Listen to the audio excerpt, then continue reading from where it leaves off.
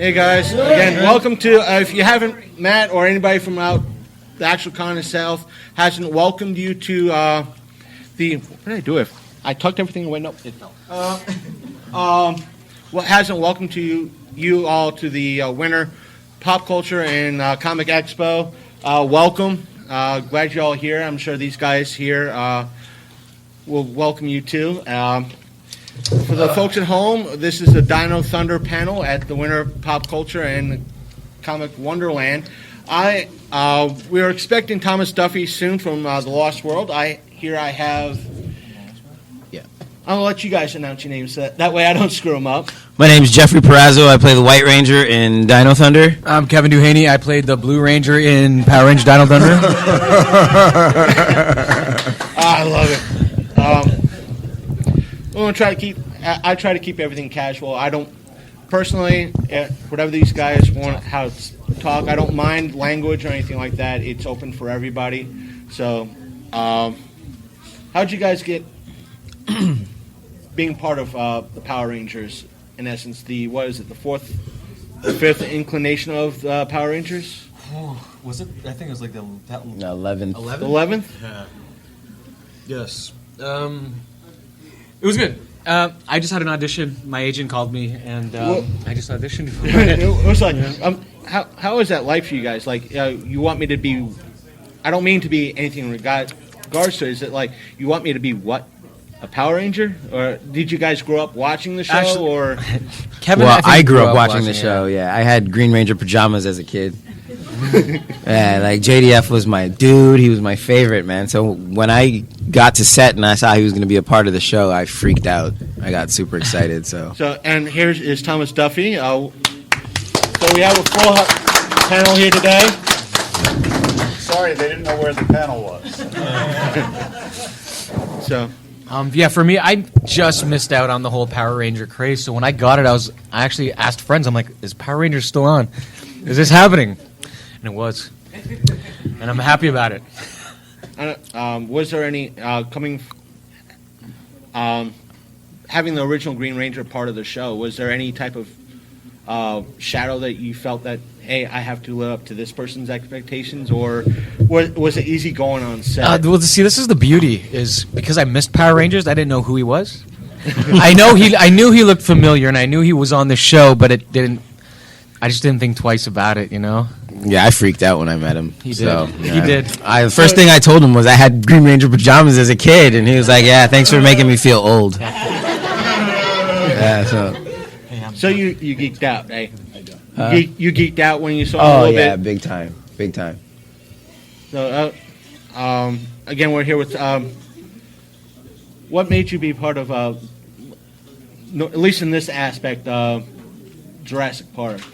Was it something that was just something that came across your desk, or? Yeah, well, we have agents, and agents send us out for things, and sometimes you get them, and sometimes you don't. This particular one was kind of fun because the character was described as a cross between a aging hippie and a desert rat.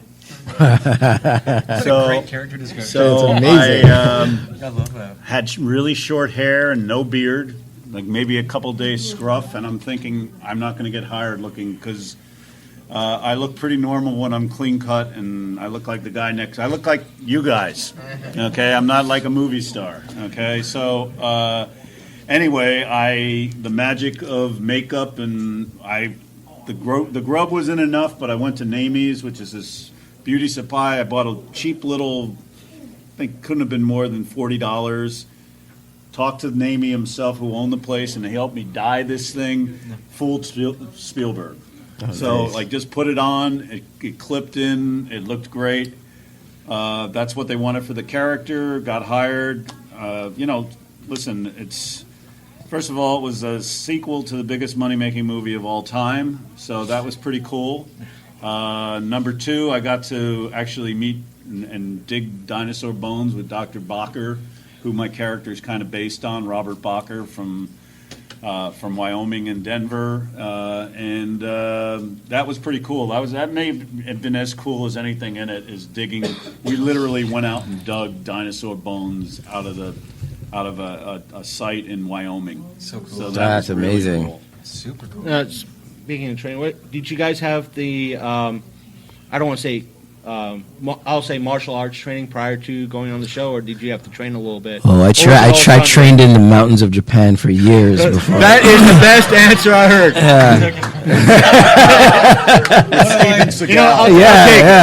Exactly. He I'll was take it. Chuck Norris was there too. It was a thing. No, I had no martial arts training before whatsoever.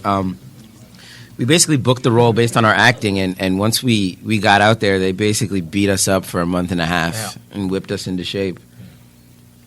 So, I know the reason why I asked is because you hear stories from the original folks that they all had either dance background or some sort of martial arts background. So it's I don't want to say it's a fair question, but No, it's a good question. It's just the Disney era was a little different than the originals. In the originals, they kind of went for that first. They looked for martial artists or dance background and then kind of molded their acting, whereas Disney looked for actors and kind of tried to mold them to be able to do some fighting. How long has Disney been doing it? They don't do them anymore. They don't do it anymore. But they did sold that. it They back. They did won that like a middle. 6-year Yeah. stretch. Yeah. I know someone I was in that period. One of the girl. Okay. And she didn't have any training. Yeah.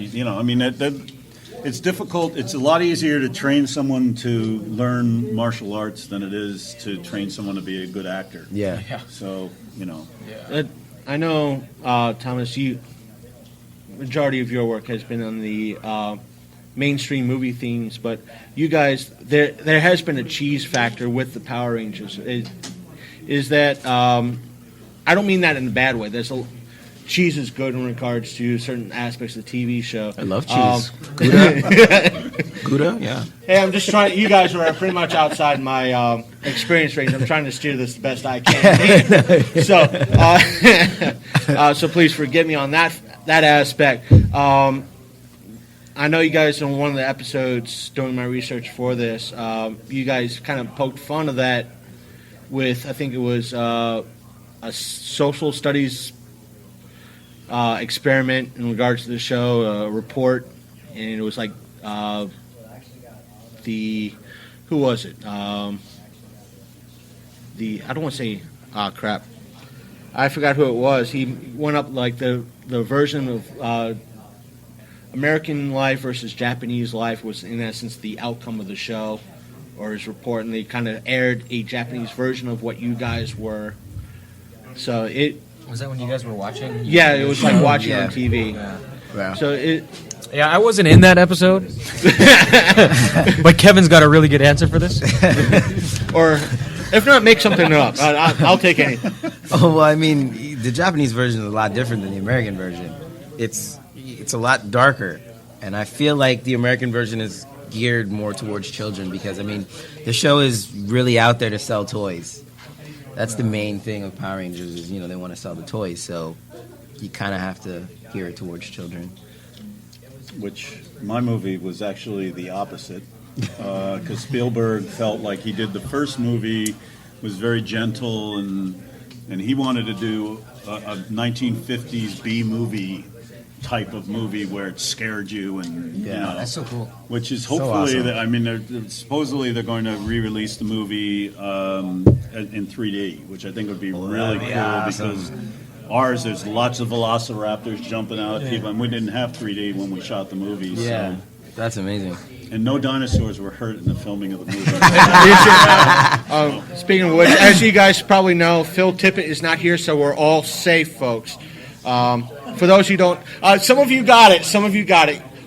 Those who don't get it, Phil Tippett was the Dino supervisor in the original movie. And look on the knee, do a Google search of Phil Tippett or Dino supervisor, and you'll get a whole mess of memes saying there were raptors in the kitchen, Phil. You had one job. One job. So, any particular set stories you would like to share? We got this past April, we got some interesting set stories from Vernon Wells and the rest of the gang. So, what do you guys? Have anything top that? I don't know if we can top that. Vernon Wells is a special guy. He's got great stories.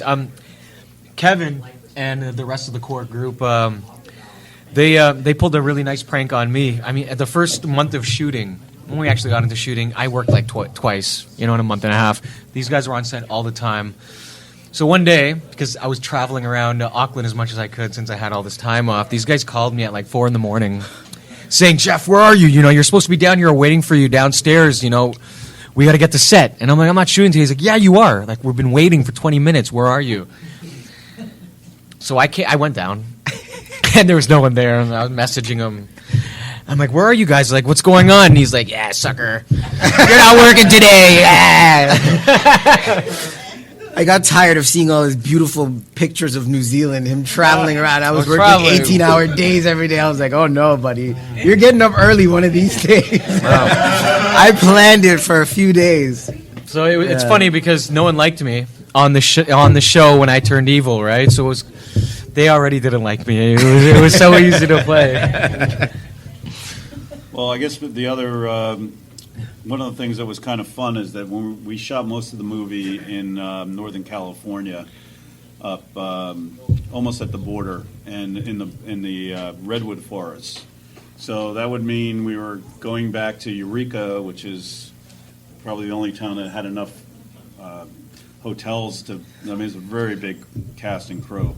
So I would spend an hour and a half to 2 hours every day going back and forth.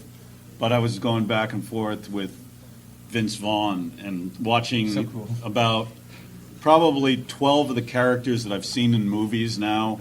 We were doing improvs as we were driving, and it was really a lot of fun. And that's cool. But the hairiest thing was the day before my first shot on the movie.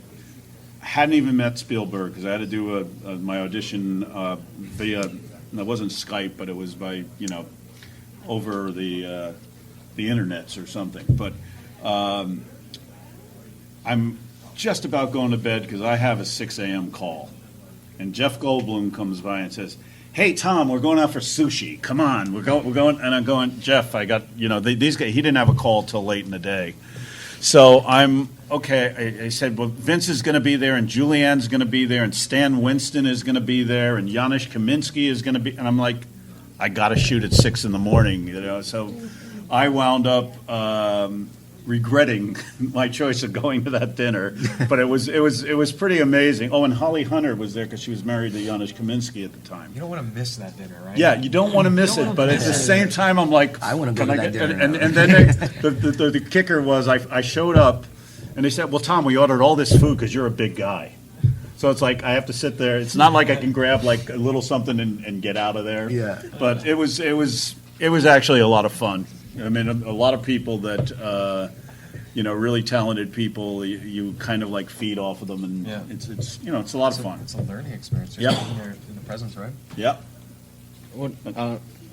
I know you guys you guys down there had a lot of past experiences in movies and TVs. Was the Power Rangers any different than what you worked on in the past, or? Well, I mean, physically, yeah, it was a little bit more demanding than normal. I mean, but other than that, preparation was, pretty much the same. If you weren't doing a fight scene. Yeah. This guy has a big resume even before Power Rangers, right? I felt like it was nerve-wracking. Just going to set and just trying to keep up with everybody. Like, that was the first season I did of a show. I got to do a lot of movie parts and, small TV parts, but that was the first time I was actually on set feeling like, wow, they flew me out here. I'm getting paid to, work. I was in it, and plus, I didn't start as quickly as you guys, so, I mean, it was a learning experience. It's funny, That's how I learned the technical side for acting. We actually met on the plane, too. We went on the plane to go there. On the way there. Yeah. 18-hour flight, 18-hour flight. But yeah, I would have loved to hear that conversation between you two, saying that, hey, I'm going to do this acting gig. Really, what? Being a Power Ranger. No, like I sat down next to him. I was like, "Hey, are you going to be a Power Ranger?" He's like, "Yeah, you." I'm like, "Yeah." And then that was it. It's a very big show. And then the whole flight there. Do you remember everyone kept coming up to us? They were like, "Are you guys musicians? You guys, what group did they think we were? We were part of NERD." Nerd. Yes. They thought we were yes, part of they thought Nerd. I was Pharrell Williams.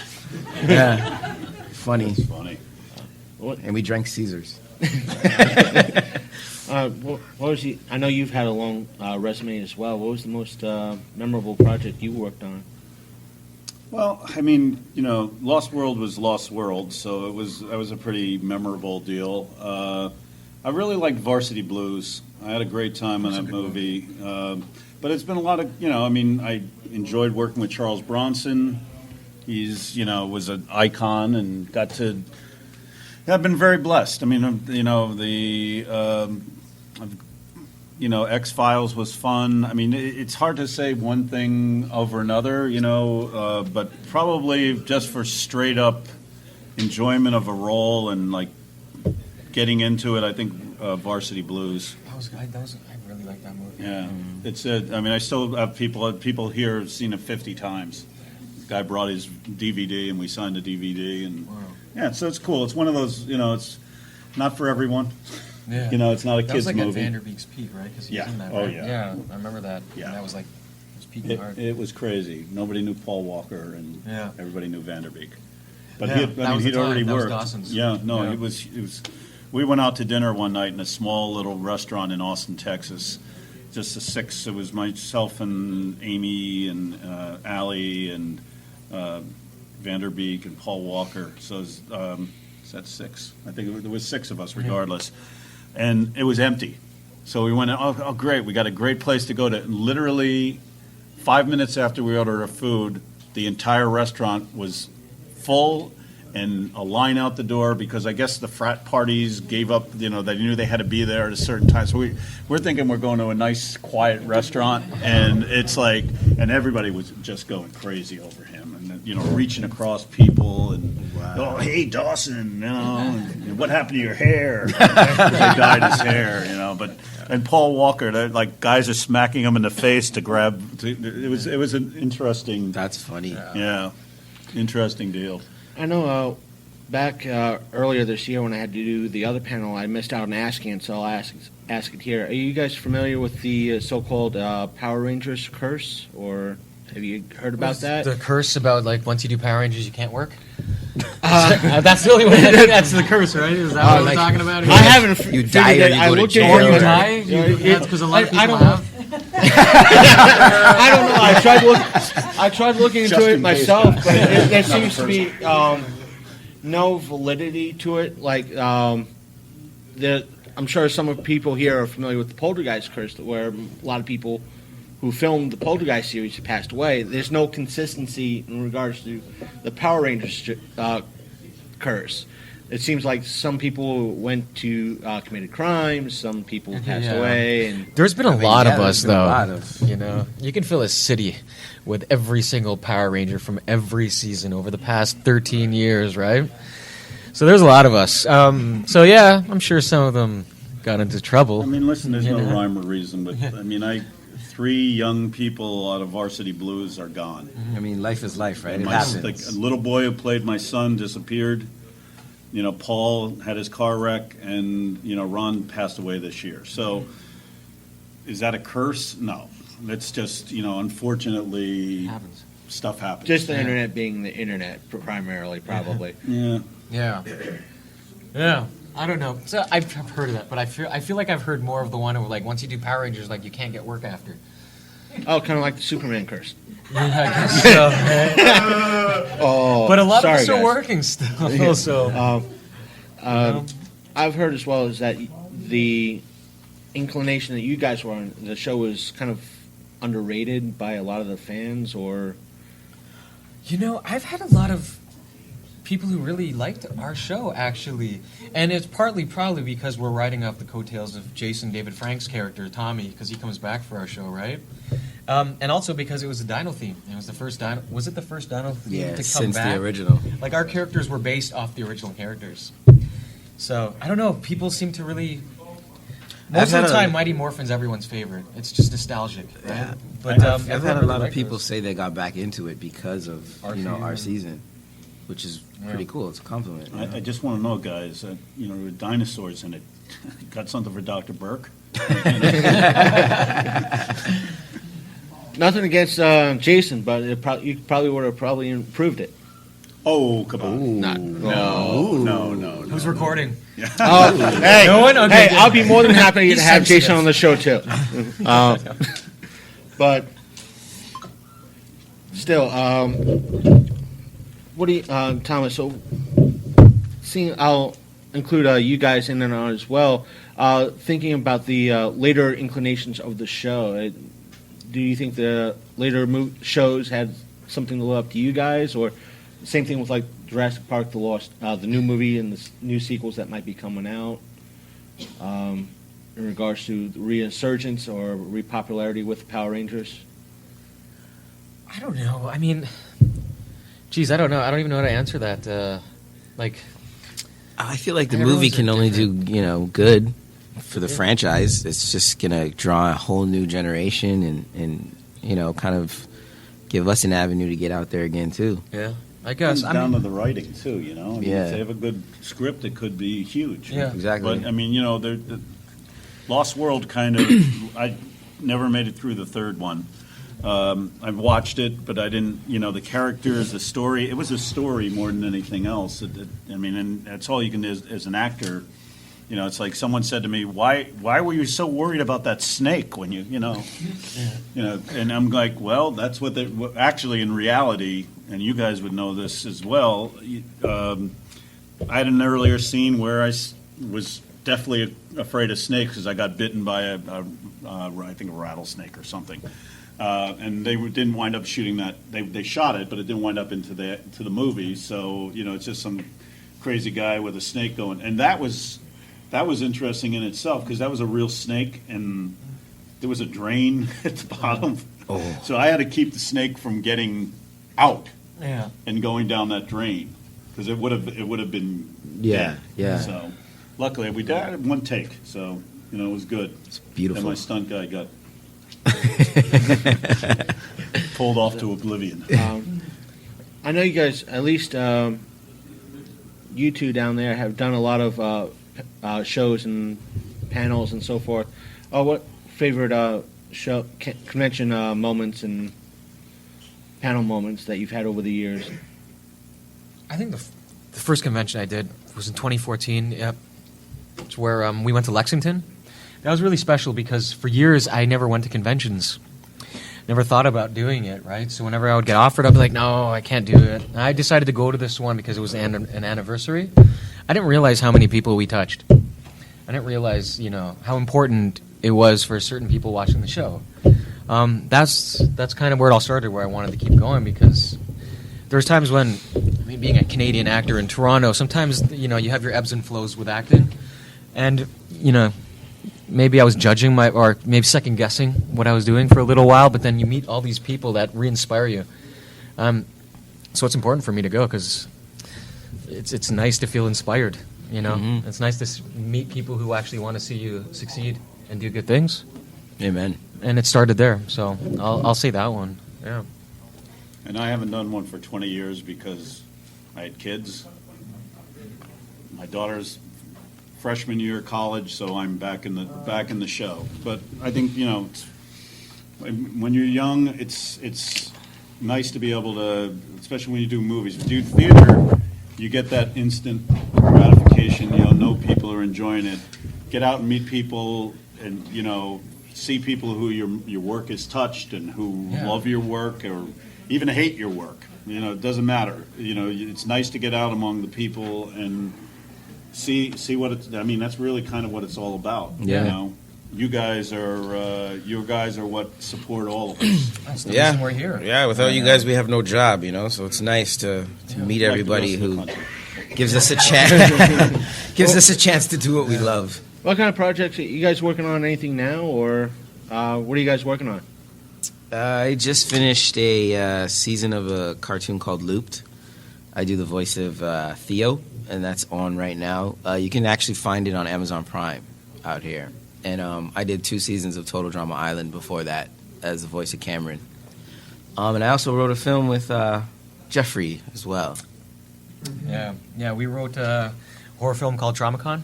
We were in pre-production, then we went back into end of development with a new production company. So yeah, we're supposed to go to tape on that in June. I just finished shooting an episode of 12 Monkeys, and I'm going to work with one of my favorite directors next week. It's so nice that I get to say this, because there's some conventions where you don't have anything to say for a little while, but I get to work with Aaron Sorkin starting next week. And that's going to be really cool. Like, I love his work, and it'll be nice to get yelled at by him. If there's any director I'll be yelled at by, I'll be happy to be yelled at by him. Yeah. Go ahead. No, that's I was just going to add, I get yelled at by my kids constantly.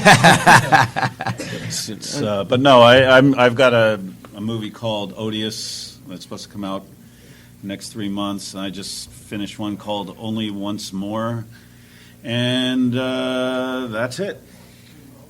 Kevin, you said you're now doing voice work for 2 different cartoons, or at least did that. What was the switch between, what's it like to switch from actually physical acting to voice acting now? Oh, it's nice, man. I get to go to work in my pajamas. I don't have to worry how I look. It's pretty sweet, man. It's pretty sweet. No, I like it. I have, I feel like I can do a lot more with my voice than I can do on camera, which is fun. I can be a lot of different nationalities and, so it's fun. It's nice. It's a nice change. So right now I'll kind of open it up to the people in the audience. What do you got? So I have a question for my client, Tom. Many people may not know this, but he was actually in Wagons East, which was John Candy's very last before he died. Did he die making the film, Tom, or did they actually complete all the scenes in that film? No. John, I was with John the night he passed away, and we went to set the next morning, and, a PA come up just completely pasty-faced and said, John passed away last night. And nobody believed it. But I don't think we're about an hour and a half out from the city. They just said go home and figure it out. No, we had to shoot.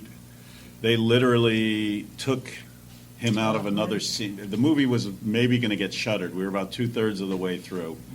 But they cut him out of a couple of scenes, and then another couple of scenes they changed. Instead of him talking about the other characters talked about him. But they were able to put it together. But when you take stuff away from someone like John Candy, who was just the nicest man you ever want to meet. He just a regular guy and really funny all the time.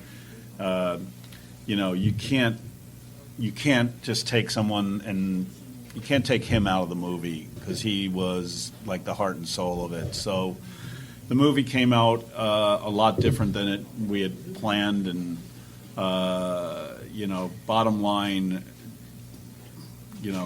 tough. We were all. It really brings you back to what's really important. Go ahead. I have one. There was one last episode of Super Mega Force where supposedly all of the Rangers actually came back.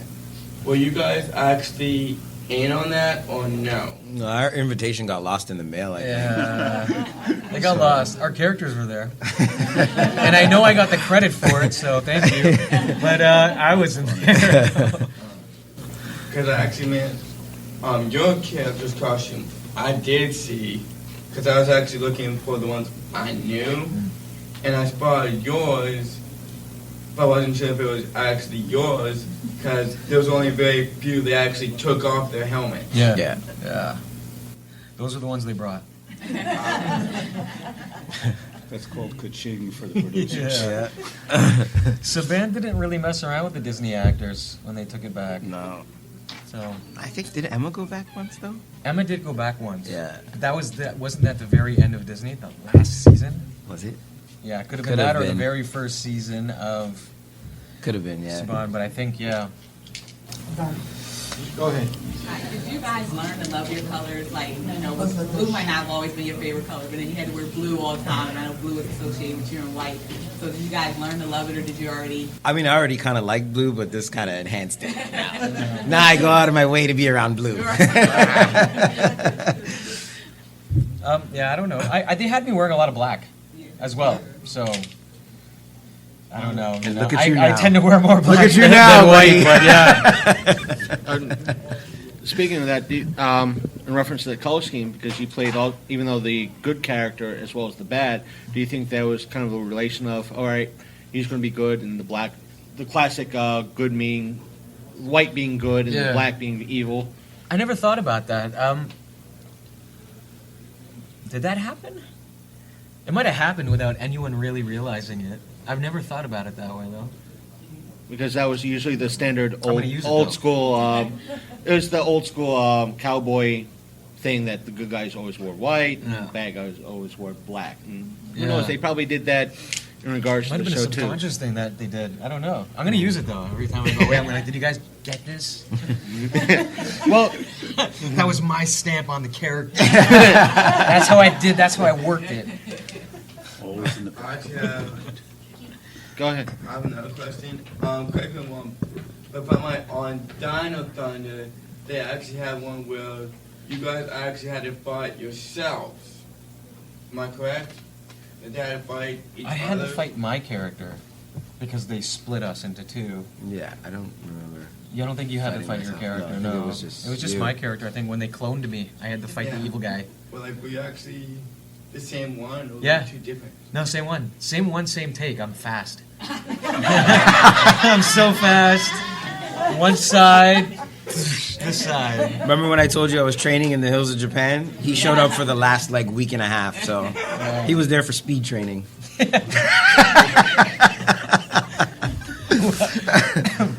Well placed. I mean, I know you were saying you weren't liked, but the Evil Rangers are by far the most badass characters in the show. But I gotta say, your laser arrow Is magic, right? Yeah, it was awesome. You can't touch that.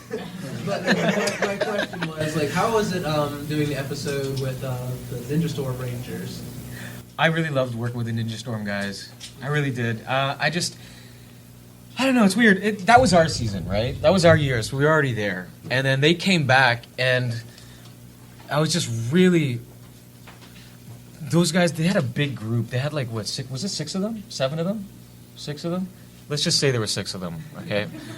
They were all such a tight unit, and I was really impressed with that. Yeah, they were so fluid. I started second guessing myself. They were so fluid. Whoa. Our season was weird because it was me, Kevin, and Jason were the only North American guys. Everyone else was from Auckland or Wellington. So when we would want to go out and travel and see things, it was always just us 3. The rest of the guys, it's their backyard, so they're not interested in doing that. With Ninja Storm, everyone came from somewhere else, and you really just felt how tight they were. And that was just really nice to see. And besides, our team up was really cool. Yeah. You know? Right? Yeah. Yeah. Stupid question. Can you see out of those helmets? Yeah. We can see. Okay, but we can't see you. It's Yeah. just like looking through sunglasses. Oh, okay. Yeah. Because it's really dark. Yeah. You can't even see the inside of the helmet. Yeah, you can, Technical question. they're safe. They're safe. Better question. How do you like working with Spielberg? It was great. I mean, you get the very best of everything, and it's really interesting because he doesn't do coverage. Meaning, if he shoots a scene, he might shoot everybody here and shoot you, and then never have anyone to cut away to, and it's all in his head. He pre-cut the movie in his head. Yeah. So it's like, or oh no, I used that I used it, a shot where, we have a shot where we're looking into a T-Rex print and the faces are reflected in the water. Now I use that on I don't know if I want to use that because I use it, so he's always thinking, it was. So you're kind of always shooting. You're always. But you always have to be on. Too. Yeah, that's what I mean. amazing. All the It's time. almost Yeah. it has that feeling of And being it- in and- theater. And it's the thing is, I mean, I've worked with James Cameron. I've worked with a lot of really top-notch directors, but with Spielberg, you want to hit the home run every single time, and that's difficult for an actor, and especially if you're sustaining it over 4 months. We had a big, huge scene where the dinosaurs escape, and we shot it at the end of our run at night. My close-ups were at 4:30 in the morning, and everybody, half the cast was gone because I wasn't low man on the totem pole, but they shoot out Jeff Goldblum, then they shoot out Pete Postlethwaite, then they shoot out Julianne Moore, and they're gone. So you're not looking at them. You're shooting your shot, and you've got to be good. And on top of it, my hair in the movie was not real hair. It was real hair, but somebody else's. So I got this bag that I'm carrying around through the whole movie, and of course, right now Spielberg, I messed up a line. So it's 4:30 in the morning. He wants to go home. So I put the strap on my head, and they say, and I've got this big bunch of dialogue, and I feel the hair piece coming off because the hair is underneath the strap. So if you watch it, it's the take that's in the movie. And I'm like, no, I think the thing can smell 5 miles, and it's a little different with someone. I mean, I work with Mike Nichols. I've worked with some really great directors. Steven knows. I've never seen anybody that had the whole movie basically mapped out in their head before they shot, and had the courage, because these guys know. I mean, there's a lot of things that can go wrong that have nothing to do with acting, that he's going to get that shot, and then he doesn't shoot the rest of us because he's already got it. Yeah. Moving on. And so it makes it interesting. I mean, we had John Williams staying with us at the hotel while we're shooting, and he's scoring it as we go. I mean, it was pretty amazing. Stan Winston, awesome. And the guys from ILM, it was pretty amazing. It sounds epic, man. That being said, according at least to IMDb, that you worked on Super 8 as well. Having to deal with not only Spielberg, but with a different director as well. What was that like? It's pretty much the same guy, but no, just kidding. I mean, he does emulate Steven quite a bit, but he's a good guy. I played Rooney, the electric company guy up in the Cherry Picker, and I got killed again. Seems to be a recurring theme. I've probably been killed 10 or 15 times on film. And then at least 50 by the critics, but that's another story. But no,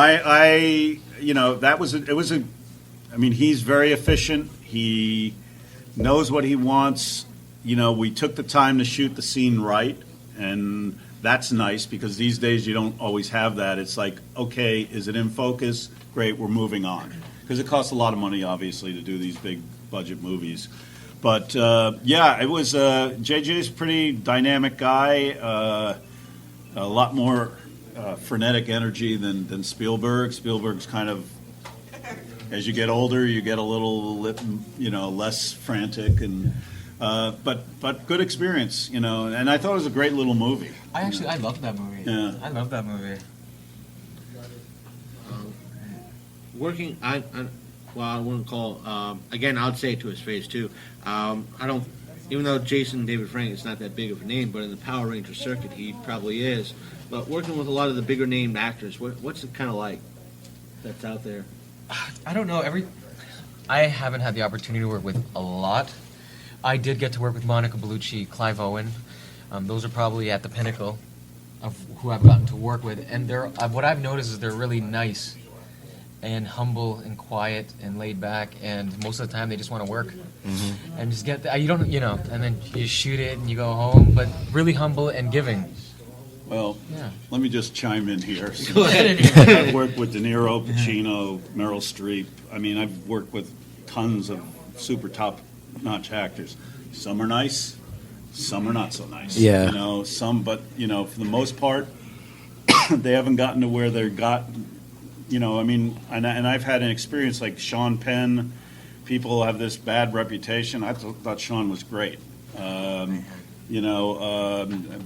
couple other people that people say, oh, that they're a pain or they're whatever.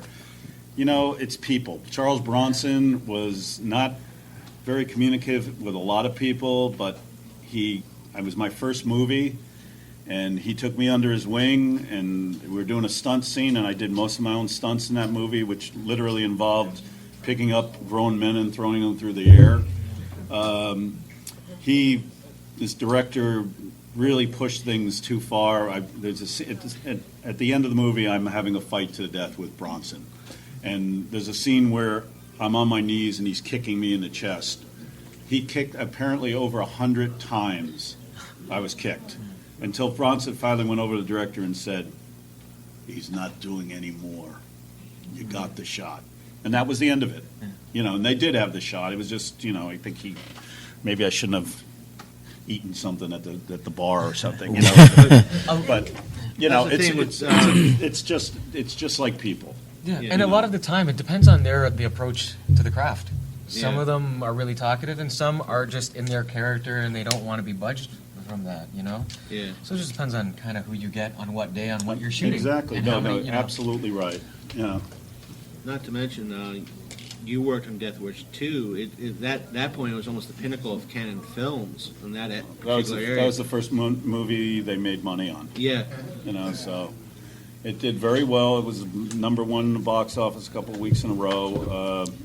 But Bronson was the international star of the decade in the 70s. So, he carried it.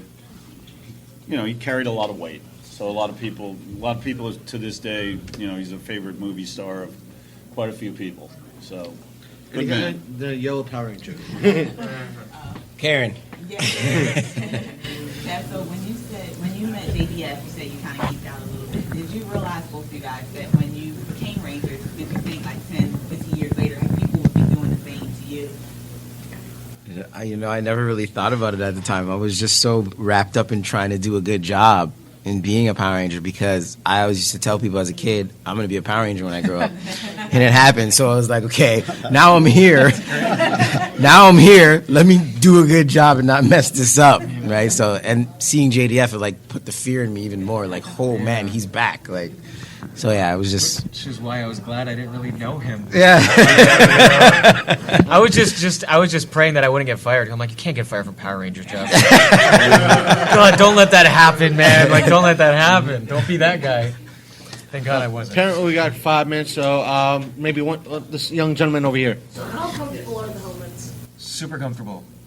It's like putting on a pair of mitts. That are the wrong size. No, it's comfortable. It's like wearing any helmet, Just don't expect to breathe. You just can't breathe out of them. Yeah. We got to put a straw, the ones that bend, and then bend it down, and you just breathe out of the straw. If you watch really closely in the show, you'll see the straws coming out of the sides. I'm joking. You should have left it alone. You should have left it in. There would have been people at home with the TV. Oh, man. Great way to keep it on Netflix, too. Great way to keep it on Netflix for a little bit longer. I would have put it out. Look for the straws on Dino Thunder. Yeah. We have proof. Listen to our episode. Any other? The gentleman in the back. You guys talked about the Ninja Storm team up. I was wondering if you could talk a little bit about the SPD team up. SPD was cool. You know what the funny thing was? Matt Austin, we kind of started acting at kind of the same time. He was actually on hold to play Connor McKnight. I was going to say McDavid, the hockey player. Connor McKnight in our season. He didn't get it. He ended up going back the next year. For me, that was nice because I actually got to work with a friend that I knew, who was part of the struggle back in Toronto. But I don't know.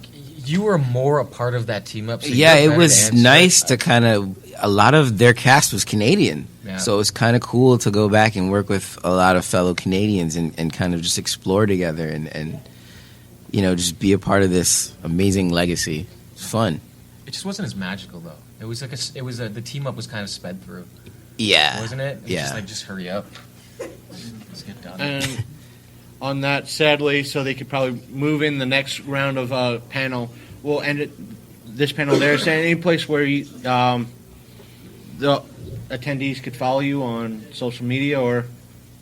Yeah, I have my Facebook page, The Official KD.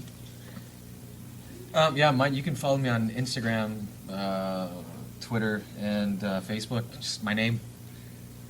Just look for my face. Well, I am the original dinosaur. I don't have a Facebook. I don't have a Twitter. I don't have an Instagram. You can follow me on thomasfduffy.com and IMDb, and follow me at your theater because I'll be or on your cable television. I'll be in there somewhere. Again, from those of us here at the panel, thank you for attending this panel. As always, Thank you guys. what we've done here, the recording will be available on the website. I got flyers here if you guys want to pick one up. Again, thank you from the show, Long Coat Mafia Podcast. Thank you for attending. WinCon, I'm sure you guys will still be doing autographs. Don't forget to pick up an autograph from these fine gentlemen if you haven't already. Thank you. Thanks, Yeah, guys. thanks guys for coming.